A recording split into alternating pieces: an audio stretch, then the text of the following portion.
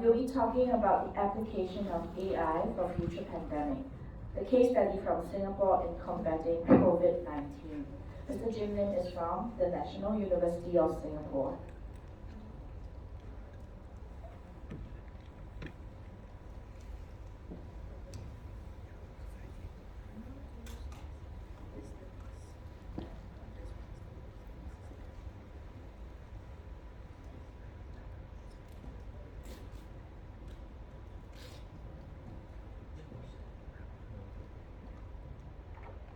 Good morning, everyone. Sawadee-ka.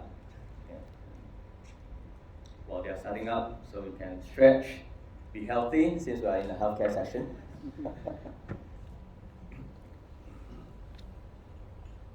We have more than 26 slides, which I don't think I can finish in 30 minutes. So I'll try to cut down. And if you like the slides, there's a lot of information. You can request a copy of that from the organizer. Okay, so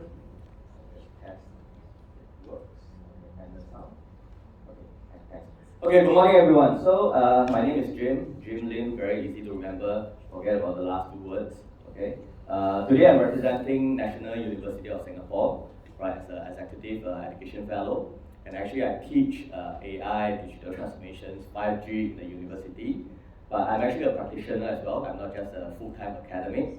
So I'm actually leading the healthcare and life sciences practice of NCS in Singapore, which does 80% of the government hospital and Ministry of Health systems in Singapore. And before that, and actually in between, I'm also currently the advisor of a few, I'll say, health tech and medtech startups. One of them is Space MedTech that does the heart monitoring device for CHF, congestive heart failure. Okay? And that's working very closely with hospitals in Singapore to actually promote the home-based care, okay, for heart patients. And then there's a Healthcare FinTech Alliance that I'm also in the board of advisor, which is I would say, an alliance between Pfizer, Alibaba, and Singapore FinTech Alliance. Okay, and what makes me probably can talk about telehealth and AI healthcare, because I was the founding CEO of Good Doctor Technology. I have my colleague from Good Doctor Technology Thailand at the back as well. You can talk to him more. His name is Gaudi. Okay. So let's move quickly. So I structure my slides into three parts. One is what happened in the past, because pandemic or COVID-19 was about 2-3 years ago, right? So we have a lot of lessons learned from there. And then the next part is the present. So from the lessons learned from the pandemic, how did Singapore Ministry of Health or the hospitals actually use AI, right, to either combat the pandemic or future pandemic, or as well as moving into improved operations in the hospital and in the public health itself. Then we have the last part about the future. Okay, let's start with the past. So I always like to talk about this because it was supposed to be a long weekend. In Singapore, we treasure long weekend a lot. You have holiday from Friday, Saturday, Sunday, then you have a rest. But I suddenly got a call on a Good Friday morning, right, that's an Easter weekend in 2020, before Singapore actually went into what we call a lockdown phase. Yeah? So I got a call. At that time, the government is saying, who wants to volunteer to serve in what we call the community care facility? Okay, so I was there serving the nation, okay, volunteering my service. We set up what we call the community care facility. For those who know what China did, they set up temporary hospital, right? It's called Fangchang Yiyuan. So this is where it is. We set up in Singapore Expo, right? Setting up the physical facilities with multiple agencies and private sector, as well as volunteering our services in the IT support. Okay, so what are the IT support? Of course, we have foreign workers at that time, as well as some local Singaporeans who need to be quarantined. Right now, we are very familiar. Imagine 2020 when it just broke out in Asia. We all don't know what to do, right? So it was to some extent in a mess. So we set up the entire operation. We asked ourselves, how do you actually measure the vital sign of the people who are being quarantined? Is it so dangerous that we cannot get contact with them? So I'm actually medical PPE trained person to be able to enter into the isolation room. Okay, although I'm not a medical professional, I'm an IT person. Okay, so at that time, well, now you're very familiar with telehealth, like what Doctor mentioned, right? But imagine in 2020 when telehealth just started in Asia, right? We actually used telehealth, built an apps to really do the vital sign monitoring of the isolated or quarantined people. Okay, and also we actually call up Apple. They sponsor lots of iPads, like 1,000+ iPads, right? Some used, some new, right? Just to do the tracking of the vital signs. So again, we are also worried, right?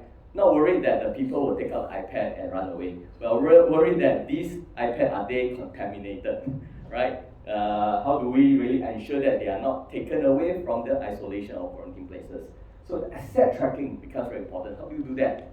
Right, so there were so many questions, and of course, being technologists, we were so creative. Okay, let's fly some drone in the expo and monitor the people they really take the sign. Or let's have some drones patrolling, right? But in the end, we realized that, okay, due to the height, the ceiling height, and all those things, you can't really fly a drone. So we actually have asset tracker using the very basic QR code and so on and so forth. Right. Then the other thing we talked about using, again, AI-related video analytics. So can I put video analytics there to start monitoring the quarantine people's movement and then their behavioral performance over there? So there are many things that we kind of think about, but at the end of the day, what really stands out is what we call TOW, telehealth on wheels.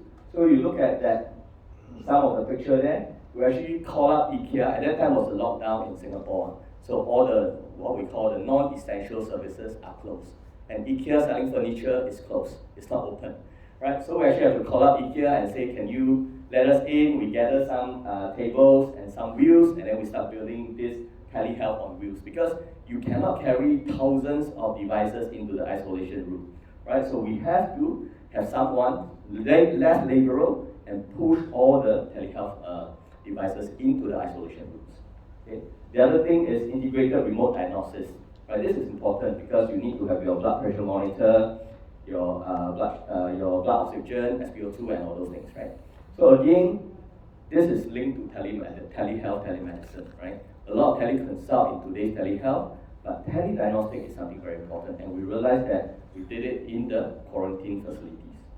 Last but not least, as I mentioned, video analytics, right? This is really important, looking at the movement of the people, measuring, doing some asset tracking as well, and so on and so forth.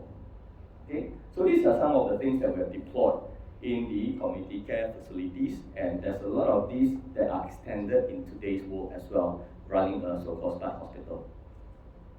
Okay? So again, that's me, right, discussing with the people there, trying to see what we can do. But basically, another very popular thing that came out during this pandemic that we don't see before that is the AI face temperature measurement recognition tablet, right? And with that, there are actually even more temperature measurement kiosks and further developed into registration kiosks. Okay? And then this is, again, during that, we realized that there are times where there are thousands of patients coming in. I cannot have enough labor, and mind you, nobody really dare to go there so often, right? Because you don't know what happened. Will I be dead going into a quarantine facility? So you don't have enough labor. Even the people in the medical services or IT services, some of them even quit if you force them to go there, right? So we have a problem. Thousands of patients coming in every day. What do you do? So we actually do RPA, right? I think there's an RPA company and Booth as well. So RPA actually helps to do a lot of manual data entry and smoothen it. So this is RPA. Yeah, of course, later on we also realized, okay, I don't have enough people as well. So what do? You have Temi robots and other robots running around, doing wayfinding, guiding, doing temperature measurement, and so on and so forth. So that's where AI and robotics actually flourish and move very fast, right, with this pandemic. Okay. So this is the community care facilities itself. Okay, so other than what you've just seen, there are many other technologies that are accelerated in this pandemic. First of all, of course, the kiosk. Everyone is familiar with it now that COVID is kind of over or become an endemic and become a normal flu, right? You see less of this. But we also see this being deployed in companies where you can do facial recognition, registration, attending events, and many others. Okay. Then crowd control systems. So this is AI-based, very, very popular during pandemic, and even today, actually in some of the very crowded places, it is also quite commonly used. Right. Recently, there are many stamping cases in Shanghai and some other countries. If this crowd control can continue to be used, I think it will be very useful. Okay. The other important thing is contactless VSM, vital signs monitoring, right? So whether you have a robot a nursing robot that does the monitoring, right, which is contactless, or you have like the company I'm advising, SpaceMedTech. Although they are used for heart failure monitoring, but during COVID, they are also being deployed into the foreign worker dormitory to do the COVID measurement itself, right? Because it detects the sound of the heart and the breathing, so it actually can kind of do a preliminary detection to see whether this is COVID patient or not. Okay, so there's a lot of contactless BSM coming out. Of course, what's most popular, and I think Dr. shared just now, I think every country has its own so-called contact tracing apps.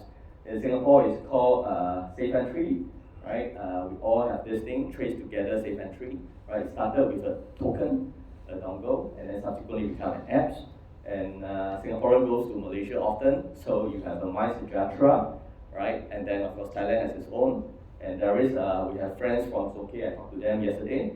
So they actually developed in UK, NHS, and COVID-19 apps as well. So I think it's across the country in different parts of the world, they have such apps.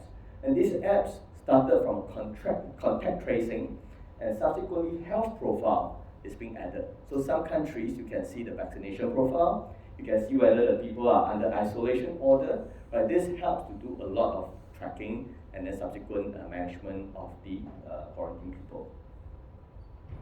Last but not least, some countries actually move from contact tracing into pandemic location, which is track and trace, right, as well as outbreak prediction. So in Singapore, there are some telco-related companies using a lot of telco data because we have a lot of location data to track the people, right? And then with that, you can track a potential location where you have a lot of COVID cases.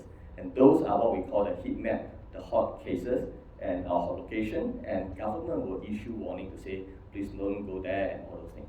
So I've seen this in Singapore as well as in Malaysia and Australia. Okay. So these are some of the technologies, and many of this needs a lot of data, as you can see, and some of these applications or systems actually leverage AI to understand, analyze the data, and do the subsequent prediction or measurements or activities. Okay.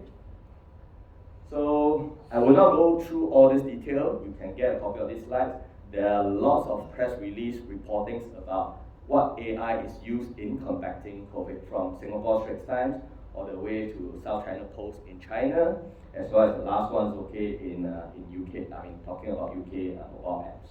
So there are plenty of examples, right?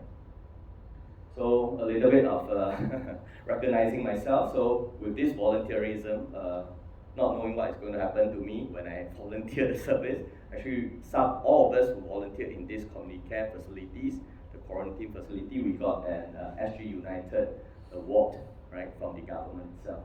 And being an academic, part-time academic, I like to always remember what I've done before. So actually there's this book called Leading with IT, you can do a Google with it, written by the first CIO of Singapore, Prof. Alexia. So I actually wrote the last chapter called Epilogue that detailed down what are the different technology that we have used in the quarantine facility to actually help to combat COVID itself. Okay, so this is the past, right? It has already over. So let's look at the present, right? What we have learned from the past, what we've done, and how does it apply to what is being done currently. So I would think there are two things that most countries or most healthcare in different countries are focusing on. One is smart patient journey, right? Why smart hospital? I think Doctor talked about smart hospital just now. Very similar vision, right? Sorry. So this smart patient journey, right, is something that a lot of countries are focusing on. And if we look at it, there are two key trends in today's healthcare. One is digital transformation. A lot of hospital, healthcare institutions doing digital transformation, doing robotics, doing AI, right? The other one is, and in Singapore you can see that, sorry. In Singapore there are multiple agencies. One of them is a Center for Healthcare Innovations that focus a lot on robotics and AI. The other one is Chart that focus on robotics. And then in Singapore there is this MOH guideline for AI called Agile. AIHGLE. You can download the paper. It talks about how you can use AI in Singapore healthcare itself. Okay. Then other than digital transformation of healthcare institutions, there's a lot of digital disruption, as we know, right? there's a trend of consumerization of healthcare, where telehealth is the first one that come up, and subsequently today we have a lot of telemedicine that includes telediagnostic and others, right? And under telehealth in Singapore, there's a lead program and sandbox, right? Again, the MOH website there, they're actually trying to get telehealth, a telemedicine company to try out their different apps, and then subsequently devise policy that allows how telehealth should be done. So one thing to be sure, right, AI consultation is not allowed or regulated in Singapore yet, but there's an AI enabled or assisted consultation that we can see later on. So there are these two trends where there's a lot of changes in the healthcare systems around the world.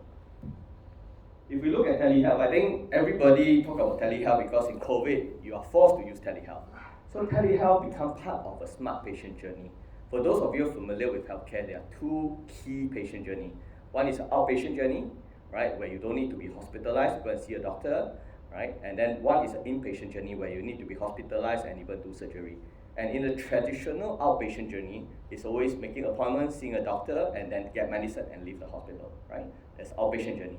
But with COVID and with the upcoming and the rising of telehealth, telehealth becomes part of a smart patient journey in the outpatient journey.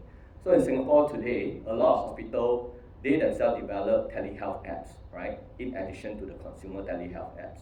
So sometimes they actually ask you, do you want to do a telehealth first before coming to the hospital? Okay. So you can see there are different big telehealth startups in ASEAN, right? In Indonesia, you have Halodoc, Good Doctor. Malaysia, you have others, and of course, Thailand, you have Dr. Raksa, right? So if we look at again, telehealth platform, right? The monthly active user, MAU, right? Pre-COVID and post-COVID. So during COVID or post-COVID, everyone has increased more than 100%, right? With Malaysia, Doctor On Call having the highest 500% increase in MAU, right? So that's definitely a trend, right? Then the second thing is that if we look at what's telehealth adoption market, so Singapore is fast in adopting it, right? But the market size is small. And Indonesia is the largest market size, if you ask me, right? Due to the population of 300 million people. So this is the telehealth adoption rate itself. If you look at it, telehealth is a lot about teleconsultation today, okay? But what is moving on, right? And in Singapore, people are going into symptom tracking. So there are companies like Babylon Health from UK, and some of the companies in Singapore, they are all trying to do AI symptom tracker, right? If you try a Health Buddy app in SingHealth in Singapore, they actually have this symptom tracker itself, right? So they can try to get into the AI triaging area. Okay? And digital twins or this AI symptom tracker becomes important because there are companies, again, quoting the case of Babylon Health from UK, right? They built the digital twins where you can start doing predictive and preventive health management. Okay? That's because you actually can look at, from now, symptom tracker is easy, right? It will just ask you, okay, which part of your body is painful, right? From the apps, you can see the digital twins. And from there, they start collecting data, right? And with the data and with a medical history, they can do the predictive and preventive health management. So this is a trend that telehealth, if they want to continue to actually increase popularity and adoption, it has to move beyond teleconsult, and one of the key things that people are trying to do today is really using AI triaging. Okay? And then the other thing that I think about 6 months ago, I was talking to a hospital in Singapore. They want to build what we call a health concierge, or a Siri equivalent or Google Assistant equivalent of a health. So imagine with these apps on your phone, you go into the hospital, it can guide you throughout your entire patient journey. Right, because sometimes when you go to the hospital, you need to do different lab testing, you need to see doctor, you need to talk to the nurse for consultation, and even financial consultation, getting medical reports. So you actually get to move around different departments in the hospital. So having a health concierge is a very good idea to improve the patient experience itself. Okay? And this is being explored, and some hospitals are already trying to build that. Of course, the most basic one is a wayfinding, because there are some hospitals really is so difficult to move around the different departments, right? Let's say in Singapore General Hospital, you have at least 7 or 8 blocks, and then you want to do different testing, you have to move between blocks. So this wayfinding is very important, and the first, most easiest step to start in a health concierge or health buddy. Okay? So what's the nirvana or the ultimate goal of a telehealth provider?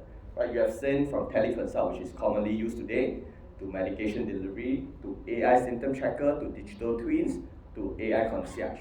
Right, I think many telehealth companies were actually looking at my previous companies doing, right? So this is what they call a 1-minute clinic, right? One side is a vending machine that you can scan a QR code and get your medication. The other side is a consultation room, right? Where you actually talk to the AI doctor below. So that's myself trying it.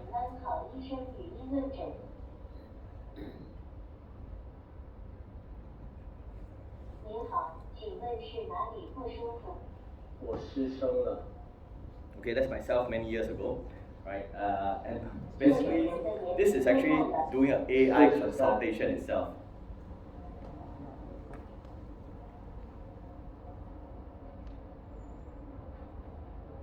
Sorry, this is in Chinese. 正在为您连线专科医生。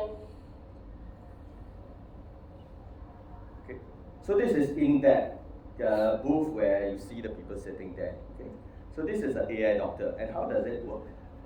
Okay, so basically you have backend is really talking to an AI machine, and to build the AI brain itself, right? You need to go through many clinical pathways. So what will happen is we hire doctors, actually devices different clinical pathway, and from there you put labeling based on the different keywords that the patient asks, and then you try to give a pre-diagnosis of the symptom. Okay. Right.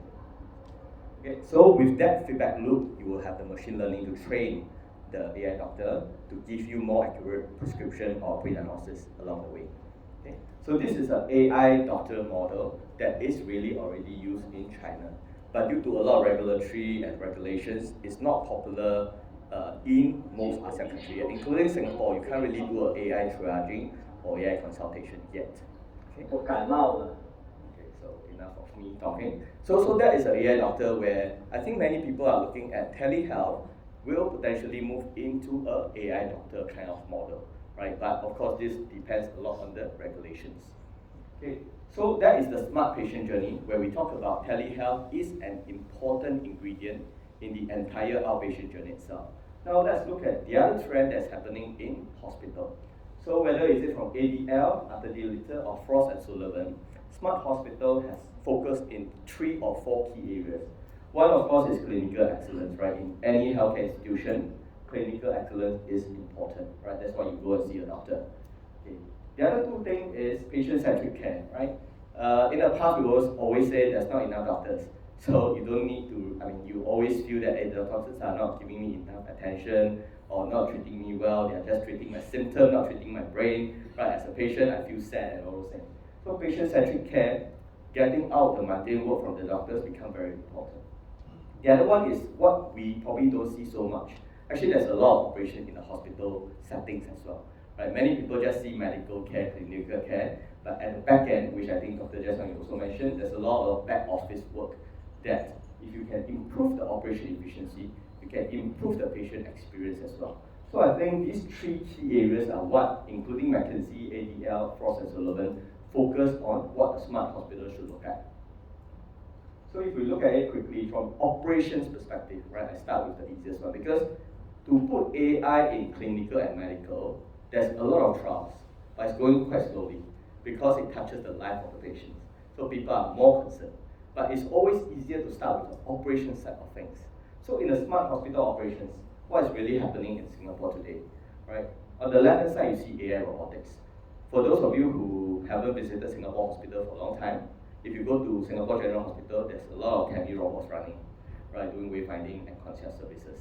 And then you also start seeing some robots in, let's say, the private hospital, like Mount Alvernia, like Farrer Park, that does the delivery of the food and the medication, right? And then, of course, you also see robotic nursing assistant in some of the wards itself. So there's a lot of robot testing in the hospital setting in Singapore today. Right? That is supposed to relieve the nurses, and we have a shortage of nurses because the good ones all got to US and other places, right? There's a world shortage of nurses. So removing the work that nurses are doing, less the clinical side of things, is very important, right? And robots become popular. Of course, there's the other one, SNEC. That's the one that my company is implementing. Right? It's a smart scheduling system that's AI-based. So basically, you look at the different hospital resources from the nurses, the operating theater, the beds, the wards, and you match with the patient profile and preference. So from there, you can actually give the best matching itself. And of course, it has an ML, the machine learning capability algorithm built in, so that along the way, you can gather the feedback from every visit, right, and every activities, and you fine-tune the algorithm and the AI brain itself in the scheduling. So that actually helps to reduce the waiting time, right? And of course, reduce the mundane work. You imagine without this smart scheduling, what happened in today's hospital? The chief nurses and some of the operation people take out a big spreadsheet and start plotting the chart, right? I've seen it myself, right? They color code some of the boxes, okay, this one available, not available. So it's a very operational mundane work that is, we need to take it off from the nurses. Okay, then the bottom one is Straits Times report on Tan Tock Seng Hospital in Singapore. There's a C3 command center. So actually does a lot of monitoring of the patient's traffic, and from there you can do the bed allocation as well. And of course, this is also AI enabled. Okay. Last but not least, I think again, they allow me to mention, you can talk to them, the friends from Zoke, they're actually doing with Health Science Authority, HSS Singapore, to build an AI-based medical risk classification